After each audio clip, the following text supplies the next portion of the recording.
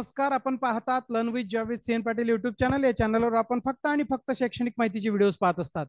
आज आपण एक महत्त्वाचा व्हिडिओ पाहणार आहोत, तो म्हणजे सरल आयडी वरून शाखा, तुकडी आणि विषय अपडेट करणं हा सगळ्यात महत्त्वाचा विषय आहे. आणि याच्यानंतर मग आपल्याला युडायस वर ते आपोआप जातील, कारण सरल आणि युडायस प्लस हे एकत्रीकरण यांचं झालेलं आहे.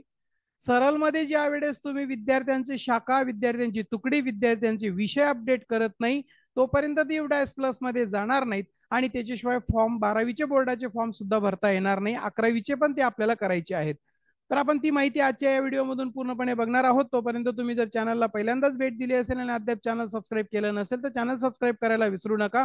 म्हणजे जेव्हा जेव्हा मी नवनवीन माहितीची व्हिडिओ अपलोड करेल त्यावेळेस सगळ्यात अगोदर नोटिफिकेशन्स आपल्याला प्राप्त होत जातील.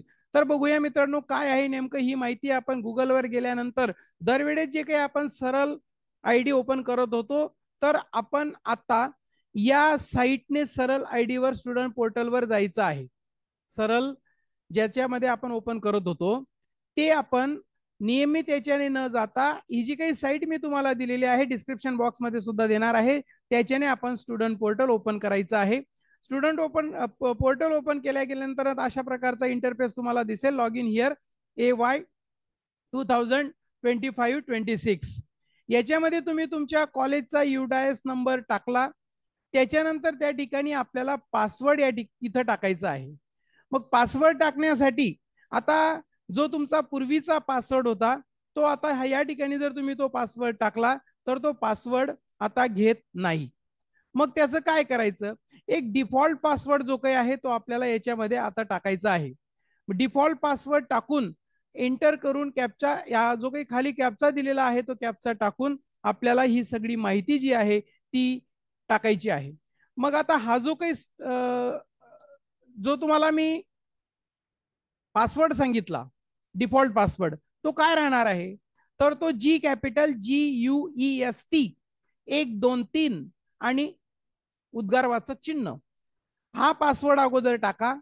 खालचा कॅप्चा या ठिकाणी टाका आणि लॉग इन करा. लॉग इन केल्यानंतर इथं बाजूला बघा click here for old student portal 2024-25 जर आपल्याला पाहायचं असेल तर या ठिकाणी येऊन पाहायचं.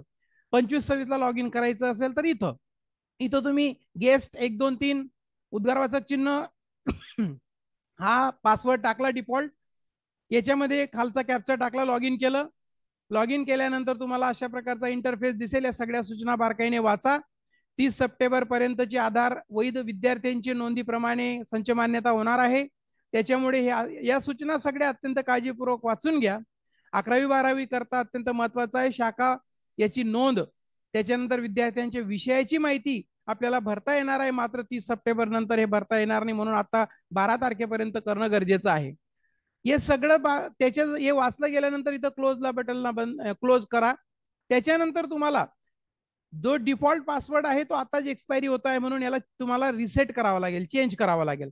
तुम्ही युजर आयडी इथं डिफॉल्ट पासवर्ड टाका जो मी तुम्हाला सांगितला वरती, गेस्ट 1 2 3 उद्गारवाचक चिन्ह, तुमचा न्यू पासवर्ड बनवा, तुम्हाला जो पाहिजे असेल तो इथं परत टाका आणि चेंज पासवर्डला क्लिक करा.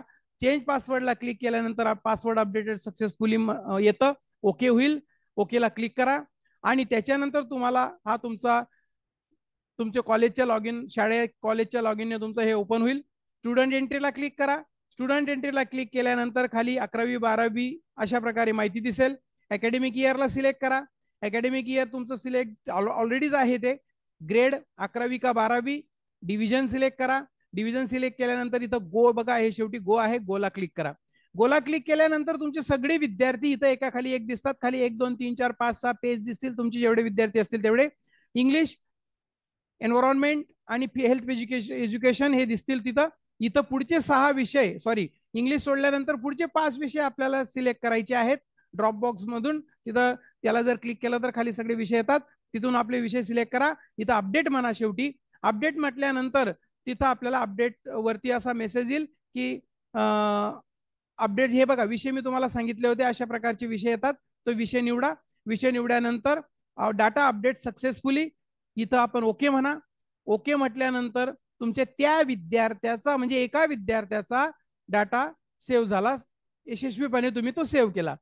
आणि त्याच्यानंतर खाली अशा प्रकारची त्यांची यादी येत जाईल. तुम्ही जेवढे विद्यार्थी वरती अपडेट करणार तेवढ्या विद्यार्थ्यांची इथं खाली परत एक टेबल सारखं तयार होतो आणि एक एक एक एक विद्यार्थी त्याच्यामध्ये वाढत जातो आणि तुमचे ते विद्यार्थी सगळे त्याच्यामध्ये येतील. सगळ्या विद्यार्थ्यांचं या पद्धतीने अपडेट केल्यानंतर हे सगळे युडाएस मध्ये जातील आणि त्याच्यावरून आपल्याला बोर्डाचे फॉर्म भरता येणार आहेत. म्हणून लवकरात लवकर ही माहिती अपडेट करून घ्या, 1 ते 2 दिवसात. त्याच्याशिवाय आपल्याला बोर्डाचे फॉर्म भरता येणार नाहीत. मित्रांनो, या ठिकाणी थांबूया. थँक्यू. पुन्हा नवीन माहितीच्या व्हिडिओमध्ये आपण भेटणारच आहोत. थांबतो.